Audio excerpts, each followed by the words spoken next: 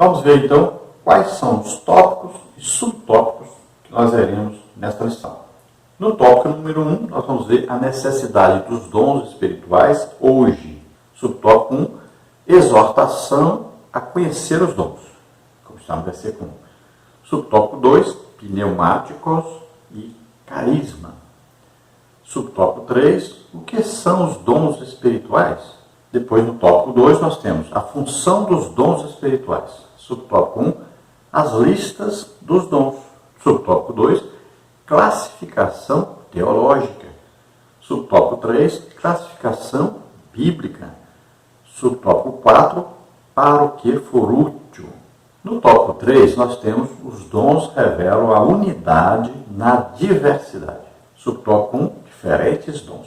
Subtópico 2, a unidade. Então vamos ver aí no tópico 1, que diz assim: a necessidade dos dons espirituais hoje. É necessário ensinar na igreja sobre os dons espirituais para que ninguém fique desinformado sobre o assunto. Por meio deles, confessamos o nome de Jesus e somos edificados. O apóstolo introduz a sessão afirmando que todos devem se inteirar melhor sobre os dons espirituais. Então vimos que o apóstolo Paulo começa aí o capítulo 12 de 1 Coríntios, já dizendo que ele não queria que os irmãos fossem ignorantes a respeito dos dons espirituais. Subtópico 1 aí, exortação a conhecer os dons. O apóstolo Paulo mostra que o ensino sobre os dons espirituais é importante e afirma: não quero, irmãos, que sejais ignorantes. Isso não quer dizer falta de experiência sobre o assunto, pois nenhum dom vos falta. 1 Coríntios 1,7. O que o apóstolo quer dizer com essa declaração introdutória é que esperava dos coríntios, e essa é também a vontade do Espírito Santo, ainda na atualidade, que todos os crentes entendam os dons e a sua finalidade. Então, o que Paulo está escrevendo aos coríntios não é sobre a existência dos dons, porque todos os dons já estavam presentes na igreja de Corinto. Mesmo a igreja tendo vários problemas, mesmo assim, todos os dons estavam presentes, em operação ali. Eles não sabiam, por exemplo, o nome de cada dom, como é que funcionava cada dom, as operações, como é que funcionava no momento, que o dom operava na igreja. Então, porque dentro da igreja, dentro de um culto, é preciso haver o quê? Organização. Já pensou? Se ali todos os dons estavam em operação, então durante um culto, o que acontecia?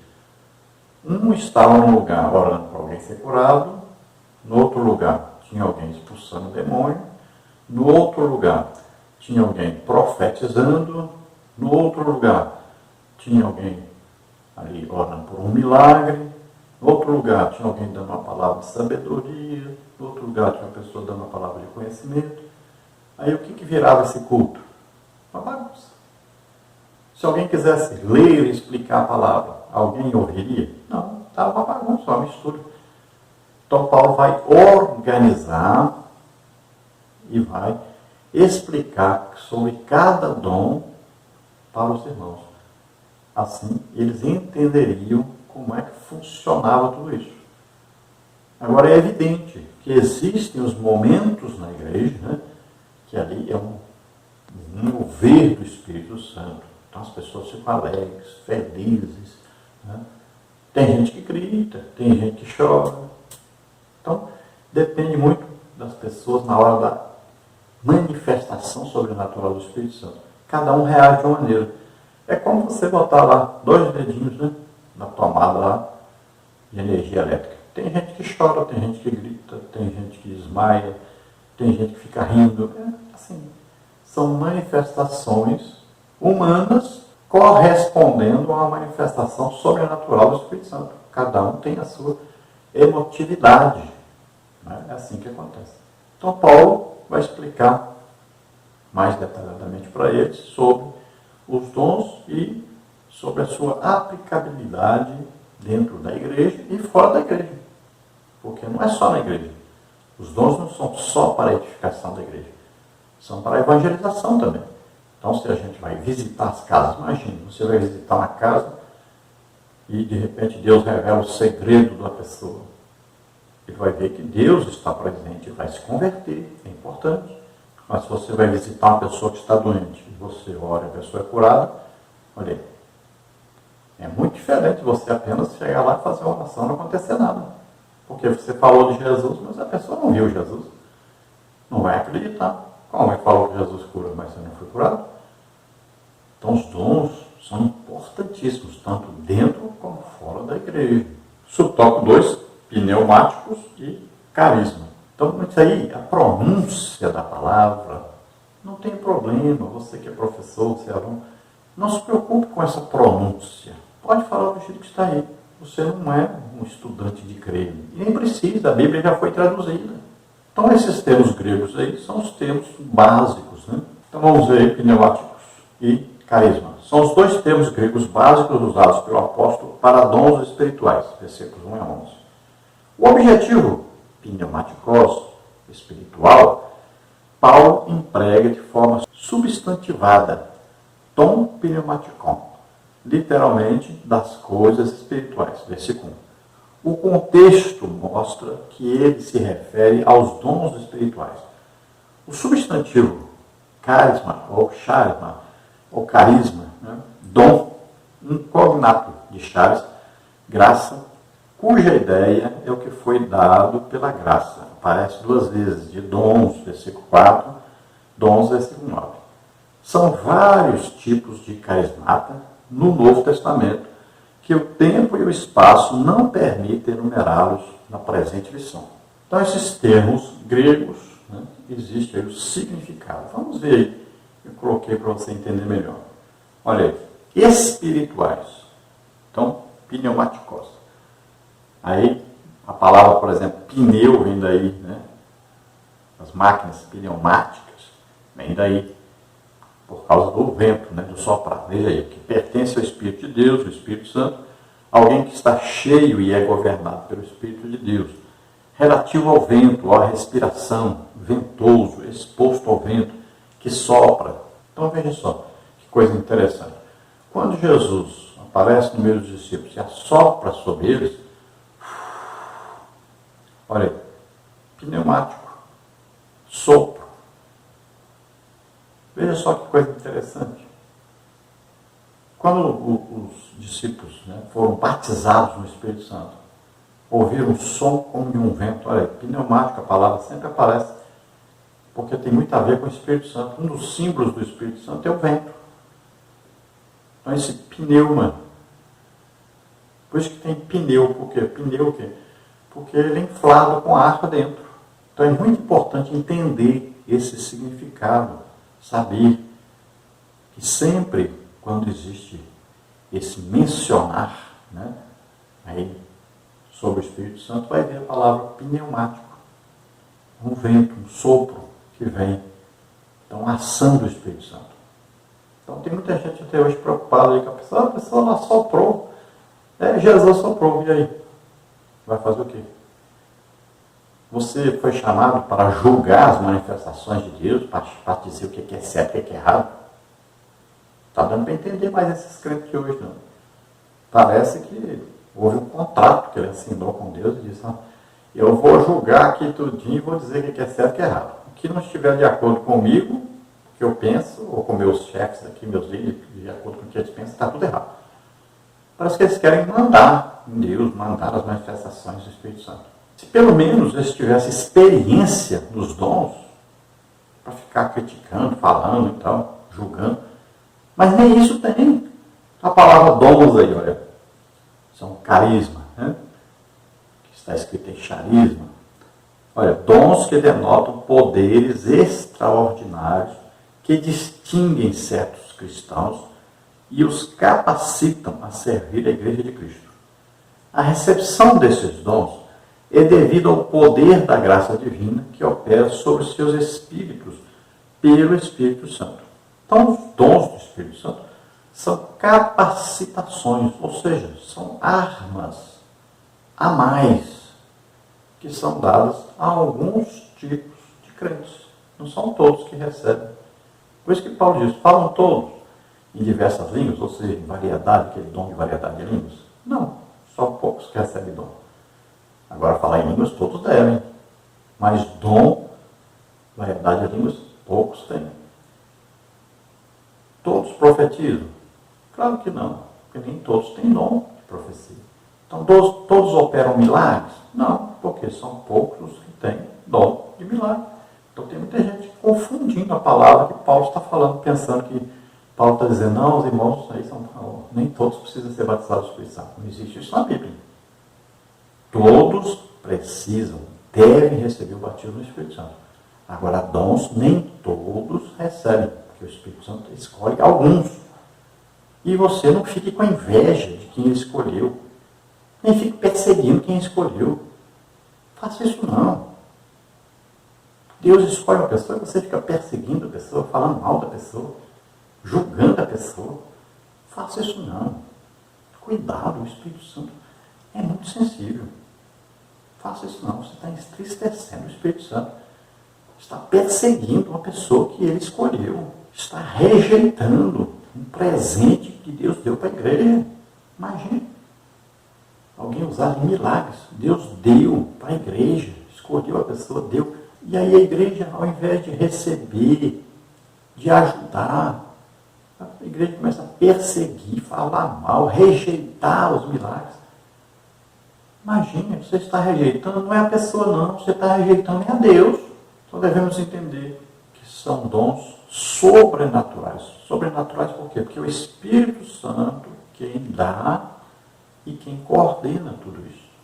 Olha aí, dons carismáticos, carismas, seria a designação mais correta para o termo. Porém, como os católicos romanos usam essa designação, nós pentecostais evangélicos usamos dons espirituais ou dons do Espírito Santo. Então esses dons são dons carismáticos. Mas como a Igreja Católica usa aí essa palavra carismático, né? Aí o grupo dos carismáticos, que começou, né, tirando as imagens, né, tirando a autoridade dos padres, começou a ser um movimento que ia para frente. Estavam lendo a Bíblia, tiraram as imagens, tudo onde eles se reuniam. Começou bem, mas aí os padres se infiltraram também, e hoje virou bagunça. E agora estão ensinando as pessoas a falar em línguas, dizendo que são carismáticos. Não tem nada a ver. Porque as coisas carismáticas são sobrenaturais, não são aprendidas humanamente. Então, por causa desse termo ser usado pelos católicos romanos, que continuam na idolatria, aí a igreja evangélica usa o nome dons do Espírito Santo, né? Dons espirituais, para ficar diferente. Então nós somos aí pentecostais, né? Mas se não fosse isso, poderíamos ser chamados de carismáticos. Muitas vezes, por exemplo, nos Estados Unidos, a pessoa confunde, né? Pensa que a pessoa ali é carismático. Aí a pessoa pensa que é igual no Brasil. Não é, então ele é católico. Não. A palavra correta é essa mesmo. Carismático. Então não esqueça, Paulo deseja que todos conheçam sobre os dons. Tanto é que ele diz, desejai ardentemente os dons. Desejai, é uma ordem. Né? Desejai. Olha, não proibais falar em línguas. Então ele está sempre exortando os crentes a buscarem os dons, a serem usados em dons do Espírito Santo, por causa da necessidade, da importância. Os apóstolos oraram pedindo esses dons.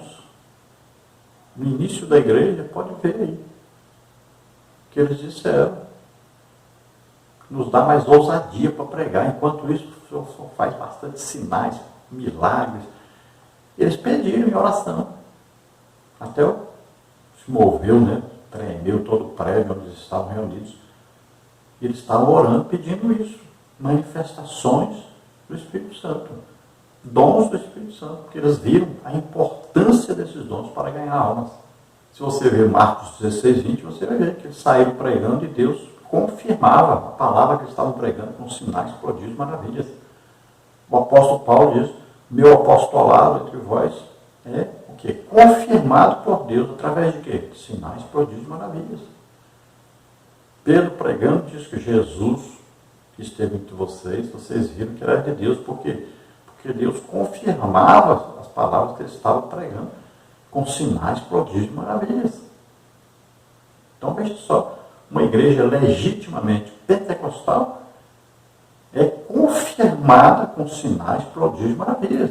E hoje nós temos visto aí denominações inteiras sem confirmação de Deus. Subtópico 3. O que são os dons espirituais? A Declaração de Fé das Assembleias de Deus define os dons espirituais como capacitações especiais e sobrenaturais concedidas pelo Espírito de Deus ao crente para o serviço especial na execução dos propósitos divinos por meio da igreja. Esses recursos são operados por meio dos crentes em Jesus, 2 Coríntios 4, 7, Colossenses 1, 27. Enquanto a igreja estiver na terra, 1 Coríntios 13, 8 a 10. Isso envolve todo o aspecto da vida cristã, como adoração, 1 Coríntios 14, 6, 26, Filipenses 3, 3, evangelização, operações de milagres, Atos 13, de 9 a 12, e o exercício do ministério, 1 Timóteo 4, 14. Eles podem ser concedidos de repente em qualquer fase da experiência cristã ao ser batizado no Espírito Santo, no início da fé, como está em Atos 19, 5 e 6, ou ao longo da carreira cristã, 1 Timóteo 4, 14. Todos nós devemos buscar os dons espirituais a qualquer momento, 1 Coríntios 12, 31, 14, 13, 39. Então, os dons do Espírito Santo são capacitações sobrenaturais que é dado a nós para que a igreja evangelize e para que a igreja também seja edificada. E esses dons vão perdurar, ou seja, vão continuar em operação até quando? Até o dia do arrebatamento. Então, 1 Coríntios, quando fala, Paulo falando sobre quando vier o que é perfeito, o que é em parte, não precisará mais dele, né? Aí as profecias, línguas, tudo cessará. Por quê? Porque não precisa mais. Quando chegar no céu, precisa disso. Não. Tem alguém doente no céu para você orar para ser curado? Não. Você precisa falar para que Deus fale através de você para alguma pessoa no céu? Não, Deus já fala direto. Então, os dons, quando chegar à perfeição, é só quando houver o arrebatamento. Nós fomos transformados. Então, tem gente aí, né, por exemplo, principalmente os calvinistas, né, que querem dizer que já chegou o perfeito. O próprio apóstolo Paulo diz, não que eu tenha alcançado, ele mesmo diz que não é perfeito. E quer dizer que esses calvinistas de hoje são melhores que Paulo, será? Então veja só, perfeito aí é só quando nós fomos arrebatados. Antes disso não. Então, quando nós não fomos arrebatados, são super importantes e necessários os dons do Espírito Santo. Tanto na evangelização, quanto na edificação da igreja. E sempre que acontece uma manifestação do Espírito Santo, com dons do Espírito Santo em operação, existe aí, né, um convencimento das pessoas que Deus está vivo. Então, os dons são testemunho de Jesus. Quem cura? Jesus. Quem batiza? Jesus. Quem liberta? Jesus. Quem está falando através de um dom? Jesus. Veja só, os dons são confirmação, são testemunho de que Jesus morreu por nós, mas ressuscitou, está vivo. E são muito importantes os dons. Então temos que praticar, temos que ter isso sempre em nosso meio.